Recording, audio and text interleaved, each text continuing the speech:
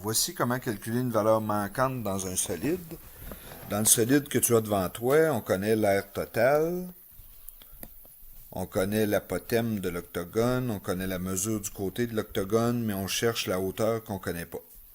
Donc, premièrement, il faut avoir en tête c'est quoi la formule de l'aire totale. L'aire totale, c'est l'aire des deux bases plus l'aire latérale du prisme.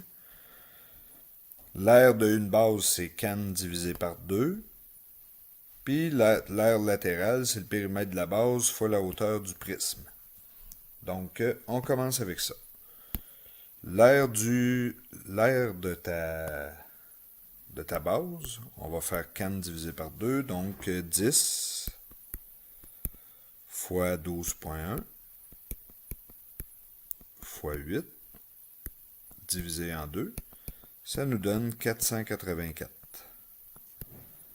Mais on a deux bases, donc on va faire fois 2, ça va nous donner 968. Là, je viens de voir que j'ai une petite erreur dans ma formule. Excuse-moi, c'est une base qu'on a calculée, c'est correct. Puis ensuite, on en fait x2, donc 968. Fait que ça, c'est l'aire de mes deux bases. L'aire latérale, maintenant, c'est le périmètre de la base, donc fois la hauteur. Donc, on s'aperçoit que c'est 8 fois 10. La hauteur, on ne la connaît pas. Ben là, je ne peux pas la calculer. Sauf que c'est là qu'on va utiliser ce qu'on connaît ici. Nous, on sait que l'aire totale, c'est 2168. Ben avec l'aire totale, puis l'aire des deux bases, on peut trouver l'aire latérale. Donc, on va faire 2168 moins 968. On va trouver 1200. Et le 1200 va être notre aire latérale. Fait qu'ici, je viens de trouver 1200. Là, je vais prendre la peine d'effacer ce qu'il y a en bas ici, parce qu'on n'en a plus de besoin. Fait que tout ce qu'il me reste à faire, c'est de faire un petit peu d'algèbre. 8 fois 10, ça fait 80. 80 fois quoi me donne 1200. On divise des deux côtés par 80.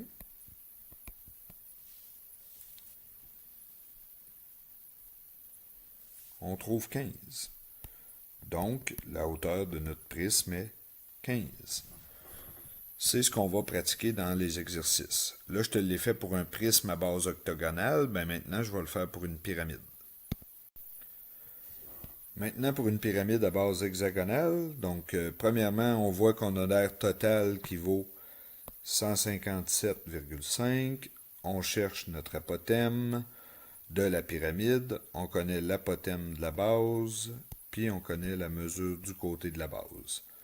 Donc, on sort en premier notre formule qui nous dit que l'aire totale d'une pyramide, c'est l'aire de la base plus l'aire latérale de la pyramide.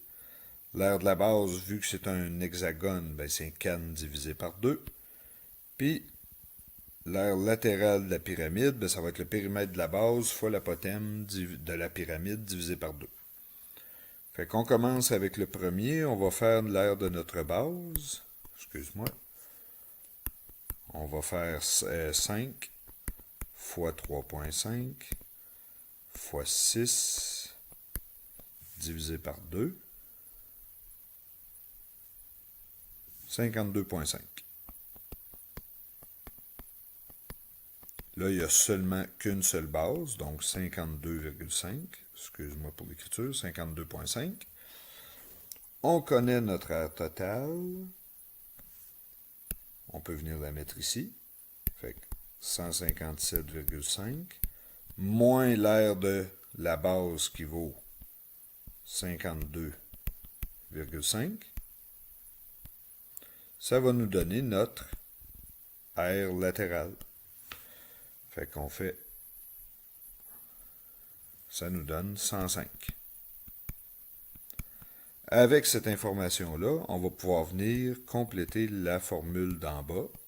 105 égale le périmètre de la base, vu que c'est un hexagone, 6 fois 5. L'apothème, on ne la connaît pas. Tout ça divisé par 2.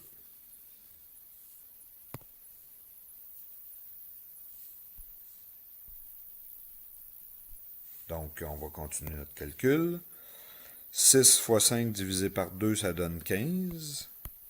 15 fois A me donne 105. On va faire 105 divisé par 15. Ça nous donne que l'apothème vaut 7. Donc, c'est ce qu'on va faire dans les prochains cours, c'est qu'il faut trouver des valeurs manquantes dans des solides. Ce qui est important, c'est d'y aller tranquillement. Donc, moi, je vais juste attirer ton attention, là. On part toujours de ce qu'on connaît ici, notre aire totale, et on va sortir la formule dont on a besoin pour trouver la valeur qui nous manque. C'est pas très dur, tout ce qu'il faut faire, c'est se pratiquer beaucoup.